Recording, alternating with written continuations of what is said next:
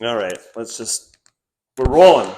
We got first ever Tap Talks. Tap Talks. Tap Talks. All right, so when we start out, we're gonna do like, hey there, I'm Tim. And then you say, Oh, yeah. And Yeah. I'm Josh. then you say, and I'm Josh, and this Is Tap Talks. And we say it together, and then we'll play the intro. All right. Okay, right. Count it down. What did I say I was gonna say? Okay. Is that a delivery? Yeah. Hey everyone, I'm Tim, And I'm Josh. and this Is Tap Talks.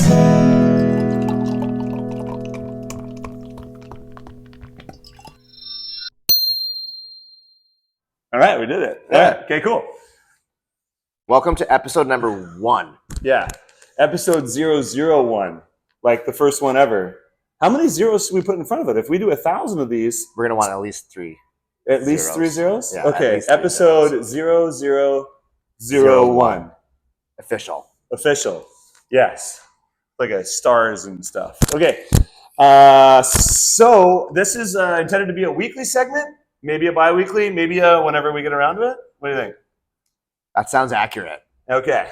So the goal of Tap Talks is to pop on here periodically. Let's just go with periodically.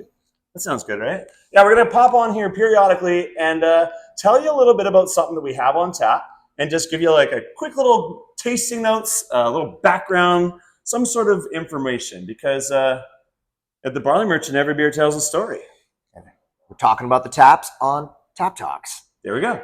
All right. So, Josh, you want to lead off there? You've got 2 beers in front of you. Okay. Okay, so first up, we've got Regal Revelation, which is from Twisted Traditions, and they are a relatively new brewery. Kind of links to one of Tim's choices here.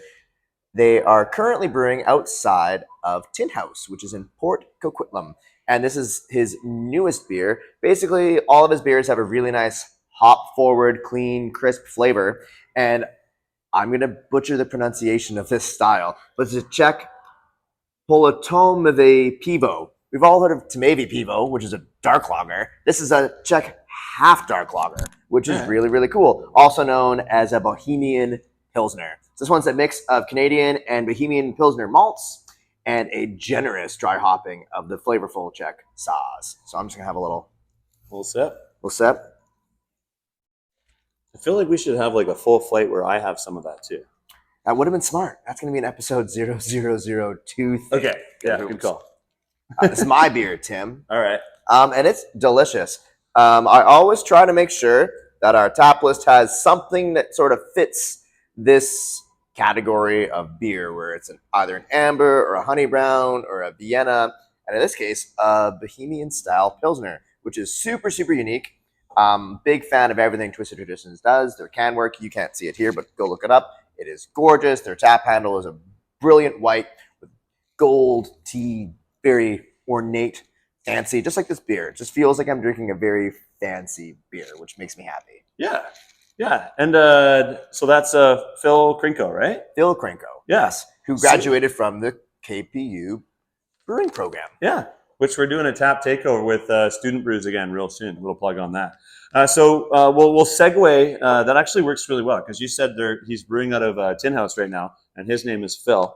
And Phil is also the name of the owner of Tin House. And I chose his Mortal Peach. So this is a peach and vanilla sour, but this sucker weighs in at 8%. If I'm going to drink something fruity, I like it to pack a little bit of a punch. And this one definitely does that. So yeah, just exactly as you would imagine. Big fruity notes on that. The stone fruit with the peaches in there. The name Mortal Peach obviously pays homage to the folks in Montreal there, the old Pêche Mortelle, although not a peach beer, but equally as sinful or not so sinful. So this is Mortal Peach, an 8% Imperial Sour from Tin House Brewing. How is it? Are we allowed to drink on camera? It's too late now. Good point. It is 10:30 somewhere in the morning. It's so it's it kind of tastes like the peach, not when it's like super sweet and full of fruit. It's kind of one of those peaches where you have it and you're like, it's not quite ripe yet because it has that like acidity and little tartness to it. But it's a sour beer, and that 8% hides in there really, really well. Yes, makes for an excellent beer heater. Good job, Phil. What else you got? Okay, so from one of my breweries, you're all my favorites, but some more You're not favorite supposed than to others. say It's Twin City, and I would challenge anyone to not rank them in the top of their beers, just in terms of diversity, awesome people, unique spot. They've got exciting news coming up with new plans for this year that we just found out about on They their just Facebook. shared it on social, so Looks like they're taking over the old train yard, yeah, which looks awesome. and they're going to do a tap house. And they said, somebody said on one of their posts that that the barley merchant was kind of an inspiration to. So I think they're going to be bringing beers from all over BC to the little town of Port Alberni. So that's pretty rad. So what kind of beer you got there? Okay, so for those who don't know, I am a giant nerd. And there's a big crossover between, I think, craft beer and just being a nerd in general. And this beer just ticks a lot of boxes for you Dungeons & Dragons and Baldur's Gate fans. This is called the Mindflayer. And I'm just going to read their little blurb on this here. It's a menacing, creeping shadow in a glass. We're going to behold the sinister allure of the Mindflayer. It's a Cascadian dark ale with Simcoe, Chinook, Cascade, Citra, and Amarillo hops. So for those who are unaware, Cascadian dark ales are also known as a black IPA, which is probably one of the rarest styles that I can get my hands on. So whenever I see one, I get one. They are absolutely delicious. And this one is no exception. We tapped it just the other day. I'm just going to dive right in. It's been really popular. And while Josh is sipping away there, I'd like to point out that this beer is 66.6 IBUs, and it is 6.66% ABV. For good fortune. Yes. Nice and roasty, touch of black licorice in there. And it's just one of those super unique. Oh, I don't have much else to say other than it's so smooth. Yeah, I had some of that, and I really felt that, like the bitterness. I remember a lot of in the old days when I was first trying those Cascadian dark ales and black IPAs, is that they had those roasty notes, but they really punched through with that bitterness, and it was almost like kind of like chalky, a little bit rough on the throat. But I really found this one to be super well balanced and kind of hits all those flavor notes. Yeah, nice little gateway beer for people who don't like a lot of sweeter dark styles. They think they're turned away from something. They think it's too strong, or it's surprising. I find a lot of people, you wouldn't think a black IPA would be the gateway to dark beer, but I find that it is. Yeah. Well, there you go. Way to go, Twin City. Delicious Mindflayer Cascadian dark ale / black IPA / delicious beer. Yes. / I just had this thought that, like, I really hope this is recording still. Oh, and the sound is going? Yeah. Because otherwise we're just practicing, which we could use practice. So, all right. Last but not least here. So this is off of our Nitro Tap. This time of year, we tend to run for about 4 or 5 months. We'll probably go straight through until like St. Paddy's Day. We'll get some delicious dry Irish stout on there for St. Paddy's Day, and then it just jumps back to like delicious IPA tap for the summer. Sneak in a quick little Nitro IPA. Oh, I like that. I like that. Who has that? R&B? Yeah, the Hipster Haze was a really good one, and then Container had one too. There we go.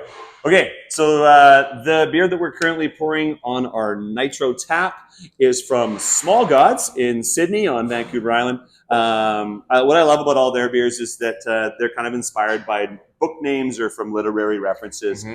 And so this Nocturnal Portal, this one is called, it is a chocolate raspberry nitro delicious porter. Yes. It comes in at 6%. And I guess the name kind of pays homage, like it's a poetic term that references the beginning of Mayan civilization. And cocoa, obviously one of the main ingredients in a chocolate raspberry beer. Back in the early days of the Mayan civilization, cocoa was used as currency. It was used in worship, and it was also used in medicine. And I'm going to say this beer is exactly what the doctor ordered for me. Yes. So. Oh, yes. Silky, smooth. I really love how our Nitro Tap pours. It's so creamy. And yeah, like it's not super sweet, but it kind of reminds me of being a kid and going into my mom's baking cabinet, and I got all excited because I found chocolate in there, and then I'd like break off a piece, and then I go to eat it, and it was unsweetened chocolate. I was like, what the heck is this? And why is it masquerading as chocolate? But it kind of has that sort of like chocolate notes without being sweet. The raspberry comes through kind of just as it kind of lingers there, kind of reminiscent of, like one of those like Purdy's chocolates or something. Again, without the sweetness though. Nice and creamy, delicious.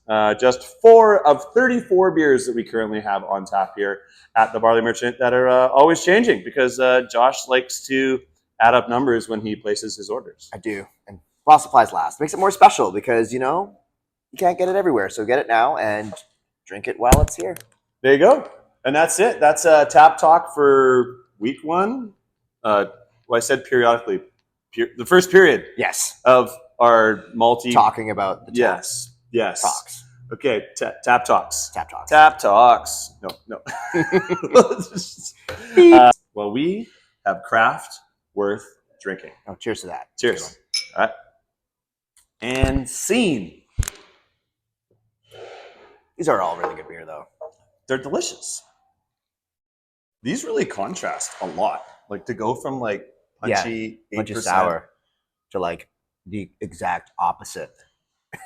Yeah. Creamy, silky, dark. Like yeah. punchy, look bright. Look at how well that's just like sliding down the glass.